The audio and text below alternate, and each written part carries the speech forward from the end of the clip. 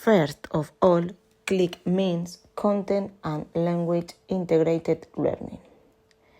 It is important to know that one of the key elements of CLIL is asking student questions, which is why it is essential to highlight the importance of the communicative approach.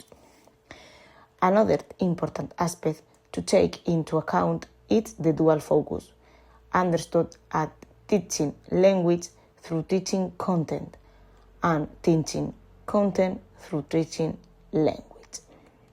So, on the one hand, we teach language through content, and on the other hand, we teach content through teaching language. Besides, we cannot forget about methodology. Therefore, the set content language methodology learning styles is known as the triad.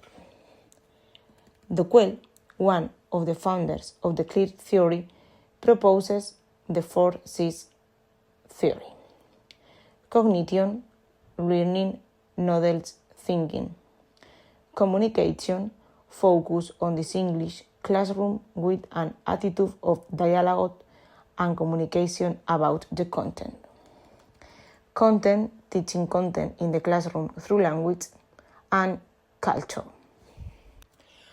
For all this, we can say that the 4 C's and the triad are related: content, communication, language; cognition, methodology; culture, and of English.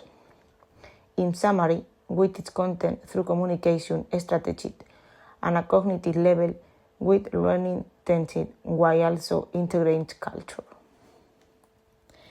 Later, this author added another C: competence. Competence is acquired through extensive practice, reading, motivation, adapted visual materials. Thus, we find competence. Practice always working with positive materials. But then, how do I get started to speak in class and acquire competences? By ensuring that they have confidence. Another C. And how do I achieve this confidence? By fostering an attitude open to dialogue. Therefore, we finally arrive at the 6 C's: culture, communication, content, cognition, competence, confidence. Another key element to highlight is the distinction between hard CLIL. The focus is on teaching content through the vehicular language. It is applied in higher education and university context. And soft CLIL. Content is taught, but students do not yet have full control of the English language, so more emphasis is placed on teaching the language. Pronunciation, repetition, integration of grammar rules. It starts in preschool and continues in primary and secondary education. We must not forget about Bloom's revised taxonomy. This theory explains that a learning process always starts from the base, knowledge, remember, and gradually goes through all the steps.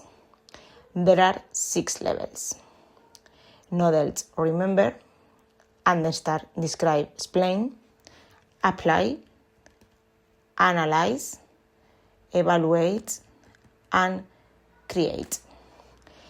The taxonomy is revised because when we learn something, there will first be an input, an explanation or provision of information, knowledge, remember at the base.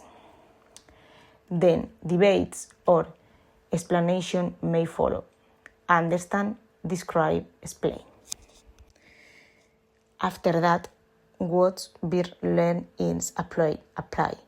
for instance through sim grammar exercises. The levels models remember, understand, describe, explain and apply are all lost lower order thinking skills.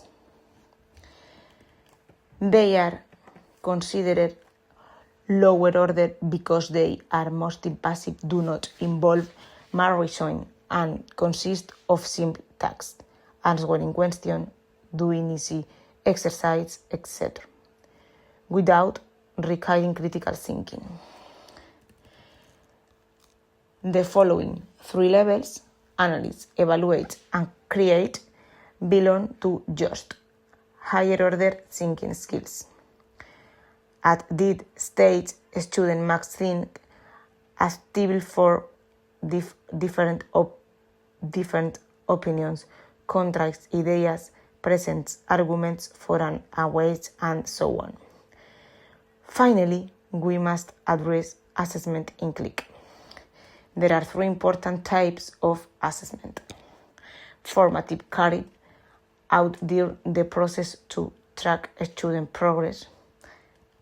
Diagnostic, applied at the beginning to identify the student level. And summative, conducted at the end, which may correspond to the final exam.